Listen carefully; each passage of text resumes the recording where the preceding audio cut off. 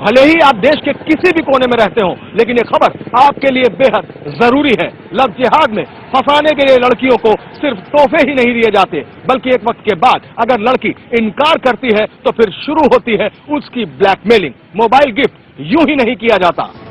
जिस लड़के पर फिदा होकर किसी लड़की ने उसे अपनी जिंदगी की बागडोर दे दी, वही लड़का दरअसल भेड़ की खाल में भेड़िया निकलता है। वो तो लव जिहाद के लिए एक अदद शिकार की तलाश में था। उस शिकार को बेबस करने के लिए वो प्यार का अस्त्र फेंकता है। लड़की के साथ पिकनिक जाता है और वहीं उसका अश्लील वीडियो बना लिया जाता है। फिर तो लड़की मुट्ठी में, उसे घर से भागने पर मजबूर किया जाता है और इसके बाद उसका धर्म परिवर्तन और फिर उसके दिमाग को सम्मोहित करने की मुहिम। इससे पहले उस लड़की के साथ शादी का नाटक भी रचा जाता है और इसके बाद एक साथ दो बातें होती हैं। लड़की का पति अचानक ही गायब हो जाता है और उसके दोस्त कहते हैं कि वो तो जिहाद के लिए चला गया, अब तुम भी जिहाद के लिए काम करो। यहाँ से शुरू होता है लव जिहाद। बेंगलोर से यासिर मुश्ताक और मुंबई से निशा शम्सी के साथ मनोज राजन त्रिपाठी, लखनऊ, IVN7। और मुंबई से मेरे साथ जुड़े हुए हैं मेरे सहयोगी निशात शम्सी। निशात, क्या कुछ ऐसा भी अब पुख्ता जानकारी आ रही है कि ये जो लड़कियां फंसाई जा रही हैं इस खेल में, ये लव जिहाद में, क्या आतंकी बनने की भी खबर कुछ पुख्ता तौर पर मिल पा रही है?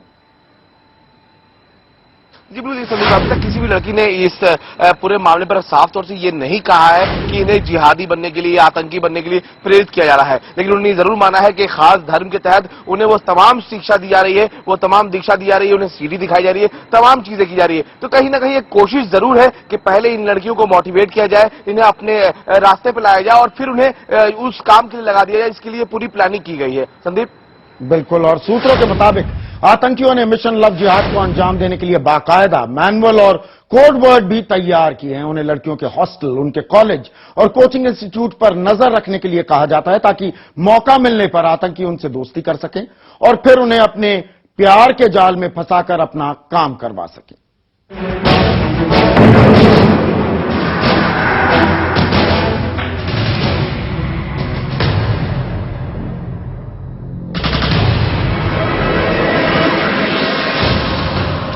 लव जिहाद सिर्फ आतंकवादियों की डायरी में ही नहीं सिमटा है।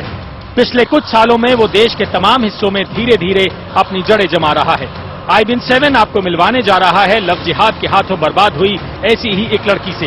ये लड़की कभी MBA की पढ़ाई किया करती थी, लेकिन लव जिहाद ने उसे नर्क में ला ढकेला है। गौर से सुनिए उसका एक एक शब्द। മൊബൈൽ ഫോൺ ഉപയോഗത്തിലൂടെ പിന്നെ സ്കൂളിലെ ഫ്രണ്ട്സുകൾ ഐസ്ക്രീം ബാറിൽ തുടങ്ങിയ പിന്നെ തിയേറ്ററുകൾ മുതലായ സ്ഥലങ്ങളിലേക്ക് പോകുന്നുണ്ട്. आकर्षण मूल्य।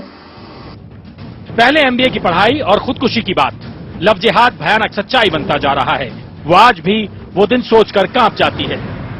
शादी से पहले शारीरिक संबंध बनाने से इनकार किया तो बलात्कार तक किया। लव जिहाद के नाम पर इस लड़की को दूसरों के सामने पेश करने की कोशिश की गई। गौर से सुनिए इस लड़की का अदालत में दिया गया बयान। जिस लड़के के सहारे मैंने अपना सब कुछ छोड़ दिया, वो कुछ ही दिन तक मेरे साथ रहा। उसे तो जैसे मेरे शरीर की ज्यादा जरूरत थी। मैं सब कुछ सहती रही। कई दिनों तक वो मुझसे मिलता नहीं था। उन लोगों ने मेरा मोबाइल भी ले लिया। मुझे किसी से मिलने और बात करने की इजाजत नहीं थी।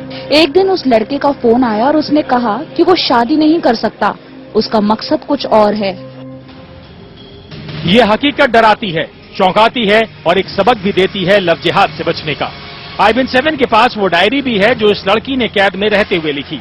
ये लव जिहाद के नाम पर देश की लड़कियों को फंसाने की नई साजिश का बेहद अहम सबूत है। देखिए कि किस तरह पहले भरोसा देकर उसे घर से भगाया गया और फिर उसी भरोसे का कत्ल कर दिया गया। मैं उन लोगों से बार बार अपनी शादी के बारे में कहती, लेकिन मेरी बात कभी नहीं सुनी गई। मुझे एक कमरे में बंद कर दिया गया था। कई अनजान लोग मेरे साथ थे। हर वक्त दिमागी टॉर्चर झेलती रही। हर बार कुछ लोग नई गाड़ी से आते और मुझे एक जगह से दूसरी जगह ले जाते।